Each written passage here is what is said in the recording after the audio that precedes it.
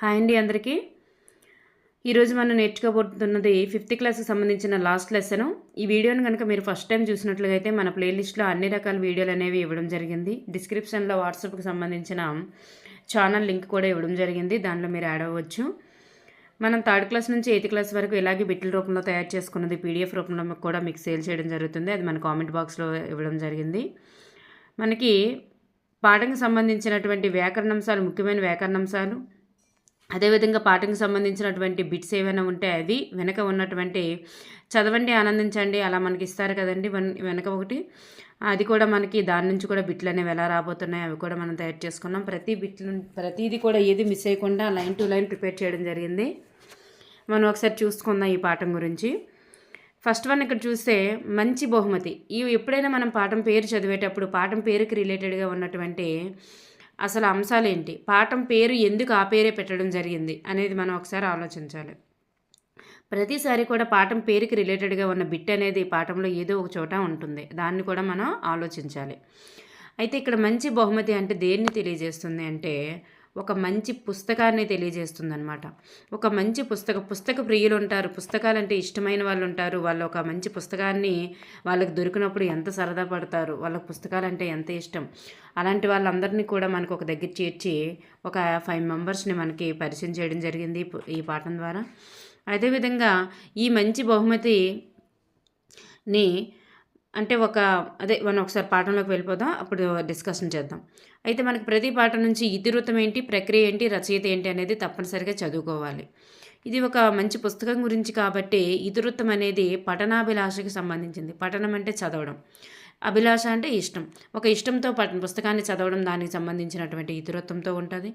ప్రక్రియ ఏంటి అంటే సంభాషణ రూపంలో ఉంటుంది. ఇది ఒక కథ అయితే కాదు, వ్యాసం అయితే కాదు, ఒక సంభాషణ రూపంలో ఉంటుంది. వియాన్ మరియు మామయ్య వాళ్ళిద్దరి మధ్య జరిగే సంభాషణ అనేది ఈ పాఠంలో ఉంటుంది.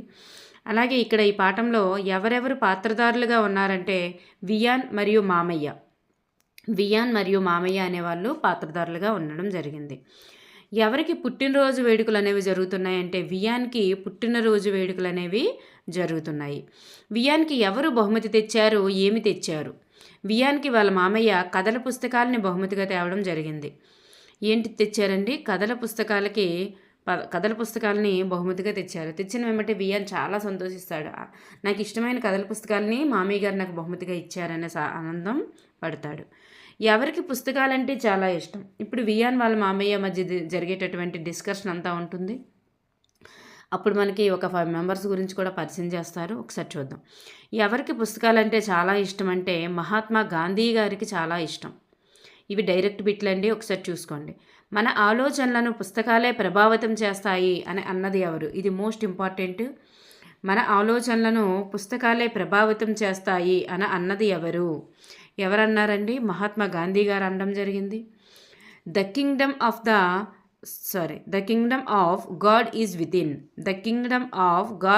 వితిన్ అనేటటువంటి వితిన్ యూ అనేటటువంటి పుస్తకాన్ని రచించింది ఎవరంటే మహాత్మా గాంధీ గారు.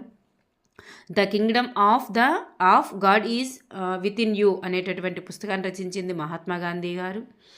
అలాగే ఈ పుస్తకమే తనను అహింస వైపుకు కూడా నడిపించిందని చెప్తాడు. మహాత్మా గాంధీ గారిని అహింస వైపుకు నడిపించినటువంటి పుస్తకం ఏది అని అడుగుతారు. మనకి the Kingdom of God is with in you అనేటటువంటి మనకి పుస్తకం గుర్తు రావాలన్నమాట. నెక్స్ట్ వన్, భగత్ సింగ్ తనకి ఉరి తీసే ముందు ఏమి కోరాడు? భగత్ సింగ్ గారు తనకి ఉరి తీసే ముందు తను ఒక ఇష్టమైనటువంటి పుస్తకాన్ని చదవాలని కోరుకుంటాడనమాట. అది ఏ పుస్తకం, ఎవరు రచించారంటే తనకి ఇష్టమైనటువంటి పుస్తకం పేరు రాజ్యం విప్లవం అనేటటువంటి పుస్తకం. దాన్ని రచించింది ఎవరంటే లెనిన్ రచించారు. మనకి పుస్తకం పేరు ఇచ్చి ఎవరు రచించారని అడగచ్చు, లేదా భగత్ సింగ్ గారు రచించిన పుస్తకం పేరని అడగచ్చు. అలా కూడా మనకి అడగవచ్చు అనమాట. ఉరి తీసే ముందు ఏ పుస్తకం చదవాలనుకున్నారని కూడా అడగచ్చు. నెక్స్ట్ వన్, రాజ్యం విప్లవం అనే పుస్తకం లెనిన్ రచించారు. అది భగత్ సింగ్ గారు ఉరి తీసే ముందు తనకి ఇష్టమైనటువంటి పుస్తకం చదువుతానని అంటారు. సో భగత్ సింగ్ గారికి ఇష్టమైన పుస్తకం ఏదని కూడా అడగచ్చు. నెక్స్ట్ వన్, రాజ్యాంగ నిర్మాత ఎవరు అంటే బిఆర్ అంబేద్కర్ గారు. బిఆర్ అంబేద్కర్ గారు ఎక్కడ చదువుకున్నారు అంటే ఇంగ్లాండ్లో చదువుకోవడం జరిగింది. బిఆర్ అంబేద్కర్ గారు భారతదేశం వచ్చినప్పుడు ఏం తెచ్చుకున్నారంటే పుస్తకాలని తెచ్చుకోవడం జరిగింది. నెక్స్ట్ వన్, బిఆర్ అంబేద్కర్ గారు రోజు రాత్రి ఎంత సమయం వరకు చదివేవారు అంటే రాత్రి 2 గంటల వరకు చదివేవారంట. అంటే రాత్రి నిద్రపోయేవారు కాదేమో మేబీ. బిఆర్ అంబేద్కర్ గారి యొక్క సొంత గ్రంథాలయంలో ఎన్ని పుస్తకాలు ఉండేవి? ఆయనకి సొంత గ్రంథాలయం కూడా ఉండేదంట. అందులో 52,000 పుస్తకాలు ఉండేవంట. ఎన్నంటే 52,000 పుస్తకాలు. ఆయన కొన్ని పుస్తకాలు కూడా రచించడం జరిగింది. అదే ఎన్ని పుస్తకాలు అంటే 32 పుస్తకాలు రచించారు. అది 52,000 పుస్తకాలు అనేవి గ్రంథాలయంలో ఉన్నాయి. ఆయన 32 పుస్తకాలని రచించడం జరిగింది. ఆయన రాత్రి 2 గంటల వరకు నిద్రపోకుండా చదువుతూ ఉండేవాళ్ళు ప్రతిరోజు. ఆయన ఎన్ని డిగ్రీలు సంపాదించారంటే 23 డిగ్రీలు. చూసుకోండి, 23 డిగ్రీలు సంపాదించారు. 32 పుస్తకాలని రాశారు. గుర్తుపెట్టుకోండి. ఈయన అందరికంటే ముందుగా గ్రంథాలయంలోనికి వెళ్ళి ఆఖరికి ఆయనే చివరిగా బయటకు వచ్చేవారంట. ఓకేనండి.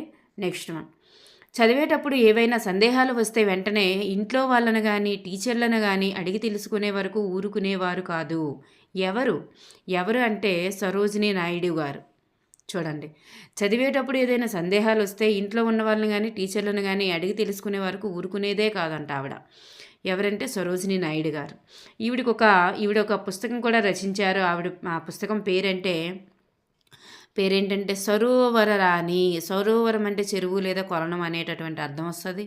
సరోవర రాణి అనేటటువంటి పుస్తకాన్ని ఈవిడ రాయడం జరిగింది. అయితే ఆ పుస్తకాన్ని ఎంత వయసులోనే రాసేసారంటే 13 ఏళ్ల వయసులోనే రాసేసారంట. 13 ఏళ్ల వయసులోనే ఆవిడ ఆ పుస్తకాన్ని రచించేయడం జరిగింది. నెక్స్ట్ వన్, తాను అంత అత్యున్నత స్థాయికి చేరడానికి కారణం పుస్తకాలు అని చెప్పుకున్నది మోస్ట్ ఇంపార్టెంట్. తాను అంత అత్యున్నత స్థాయికి చేరడానికి కారణం పుస్తకాలే అని చెప్పుకున్నది ఎవరంటే అబ్దుల్ కలాం గారు. పుస్తకాలే తన యొక్క శాశ్వత స్నేహితులు అని చెప్పుకున్నది ఎవరంటే అబ్దుల్ కలాం గారు. చూడండి, అంతటి అత్యున్నత స్థాయి. ఎందుకంటే రాష్ట్రపతి అయ్యారు ఆయన. అంతటి అద్భుతమైనటువంటి ప్లేస్కి వెళ్ళారు, అత్యున్నత స్థాయికి. అలాగే శాశ్వతమైన స్నేహితులుగా ఎవరిని చెప్పుకున్నారంటే పుస్తకాలను చెప్పుకున్నారు. బిట్టు 2 రకాలుగా అడగొచ్చు. అబ్దుల్ కలాం గారి యొక్క శాశ్వతమైన స్నేహితులు ఎవరు? పుస్తకాలు.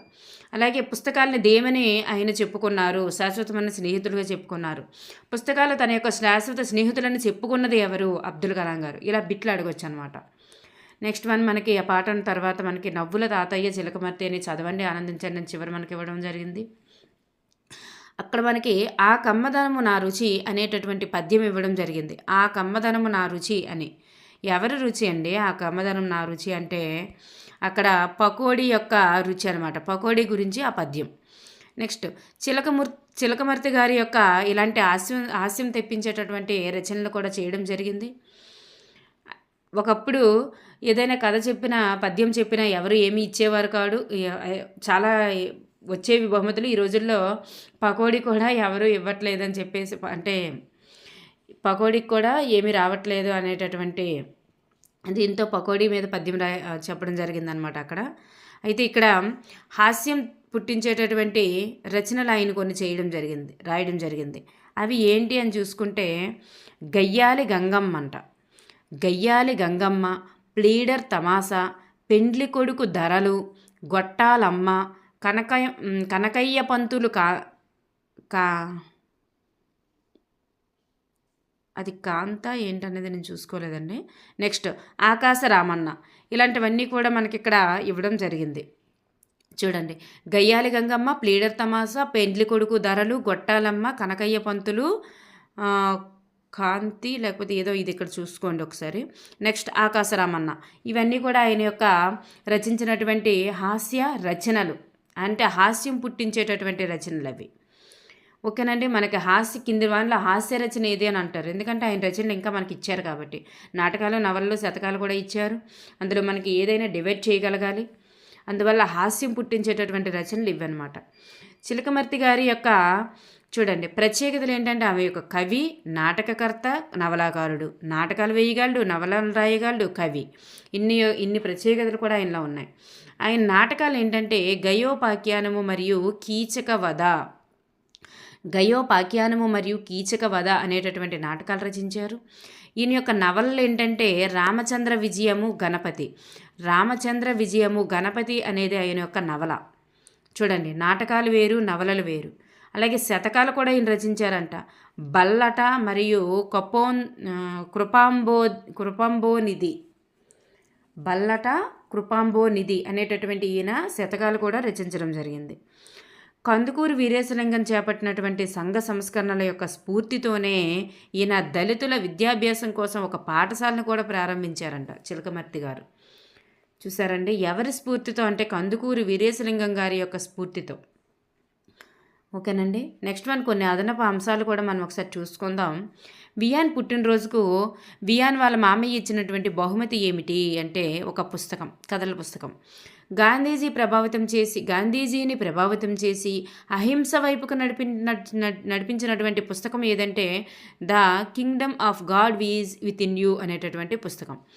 భగత్ సింగ్కి ఇష్టమైనటువంటి పుస్తకం ఏదంటే లెనిన్ రాసినటువంటి రాజ్య విప్లవం. అంబేద్కర్ గారు ఎన్ని పుస్తకాలు రచించారంటే 32 పుస్తకాలు రచించారు. 23 డిగ్రీలు సంపాదించారు. 52,000 పుస్తకాలు అనేవి ఆయన సొంత గ్రంథాలయంలో ఉండేవి. 2 గంటల వరకు ఆయన చదివేగలిగేవారు. రాత్రి 2 గంటల వరకు ఆయన చదివేవారు. సరోజినీ నాయుడు గారు రాసిన పుస్తకం సరోవర రాణి పుస్తకం తన స్నేహితులని చెప్పుకున్నది అబ్దుల్ కలాం గారు. బడిలో ఏమి రాసి ఉండేది అంటే మంచి పుస్తకమే మంచి స్నేహితులు అని రాసి ఉండేదంట. ఇది మనం మిస్ అవ్వడం జరిగింది, చూసుకోండి. నెక్స్ట్ వన్ వీధి. చూడండి, మనకి చిలకమర్తి నవ్వుల తాతయ్య చిలకమర్తిలోని కొన్ని తమాషా ప్రశ్నలు సమాధానాలు ఉన్నాయి. అవి ఒకసారి చూసేద్దాం. ఈ వీధి ఎక్కడికి వెళుతుంది అంటే ఇది ఎక్కడికి వెళ్ళదు, ఇక్కడనే ఉంటుంది. మీ ఇంట్లో కూరలు ఏం చేశారు అంటే ఏం చేస్తాం, తిన్నాం. అలాగే బడి సరిగా జరుగుతున్నదా అని ఎవరైనా ప్రశ్నిస్తే అంగుళమైనా జరగడం లేదు, ఉన్న చోటనే ఉంది అని సమాధానం. ఏమి ఎక్కి వచ్చావు అంటే పొద్దెక్కి ఎండెక్కి వచ్చామంట. మీరు ఏ నీళ్లు తాగుతారు, చెరువు నీళ్ళ నూతి నీళ్ళ అంటే మంచినీళ్ళ అంట. ఏ పాలు పుచ్చుకుంటే మనం చెడిపోతామంటే పాపాలు కోపాలంట. ఇలాంటివి మనకి చిలకమర్తి లక్ష్మీ నరసింహం గారి యొక్క కథలో ప్రస్తావించడం జరిగింది. నెక్స్ట్ వన్ మనకి పుస్తకాల గురించి చూడండి, ఒక మంచి 2 సూక్తులు కూడా ఇవ్వడం జరిగింది. ఇవి కూడా మనకి ఇస్తారు, నినాదమా సూక్త అని. అలా కూడా మనకు అడగొచ్చు బిట్టు. పుస్తకం నోరు విప్పని మహావక్త. పుస్తకం అనేది నోరు విప్పని మహావక్త ఎవరు అంటే పుస్తకం. అలాగే మంచి పుస్తకం అనేది తెరచి ఉంచిన దేవాలయంతో సమానం. మంచి పుస్తకం అనేది తెరచి ఉంచిన దేవాలయంతో సమానం, అది కూడా గుర్తుపెట్టుకోండి. పుస్తకం డాష్ అంటారు, హస్తభూషణం. పుస్తకం అనేది హస్తభూషణం, చేతికి పుస్తకమే అలంకరణ అని అర్థం అనమాట. పుస్తకం హస్తభూషణం అంటే చేతికి పుస్తకమే అలంకరణ అనేటటువంటి అర్థం. నెక్స్ట్ చిరిగిన చొక్కాయిన తొడుక్కో కానీ మంచి పుస్తకం కొనుక్కో అనేది. అలాగే మహాత్ములు గ్రంథాలయంలో పుస్తక రూపంలో నిద్రిస్తున్నారు అనేటటువంటిది కూడా పుస్తకానికి సంబంధించినటువంటివి అన్నమాట. వీటికి పాఠ్యాంశం అనేది అయ్యిందండి. నెక్స్ట్ మనకి గ్రామర్ పార్ట్ అనేది ఒకసారి చూసేద్దాం. ఇక్కడ కూడా పుస్తకం పఠనం ద్వారా మనం ఏమేమి పొందుతామని ఇవ్వడం జరిగింది. ఇక్కడ పుస్తక పఠనం ద్వారా మంచి చెడులు గ్రహించే విధానం వస్తుంది, ఆనందము, జ్ఞానము, మెదడికి పదును, పదజాలం వస్తుంది, జీవించే విధానం తెలుస్తుంది, బుద్ధి వికాసం వస్తుంది, విషయ పరిజ్ఞానం కూడా వస్తుంది. ఇవన్నీ కూడా మనకి పుస్తక పరిజ్ఞానం వల్ల కలిగేటటువంటి జ్ఞానం. నెక్స్ట్ మనకి కొన్ని అర్థాలు ఉన్నాయి, ఒకసారి చూసేద్దాం. బహుమతి అంటే కానుక, పఠనం అంటే చదవడం, అహింస అంటే హింసలేని, నిర్మాత అంటే తయారు చేసిన వారు, సందేహం అంటే అనుమానం, సరోవరం అంటే కొలను లేదా చెరువు, మాజీ అంటే మునుపటి, నేస్తాలు అంటే స్నేహితులు. ఇలా మనకి ఇవ్వడం జరిగింది. Thank you everyone.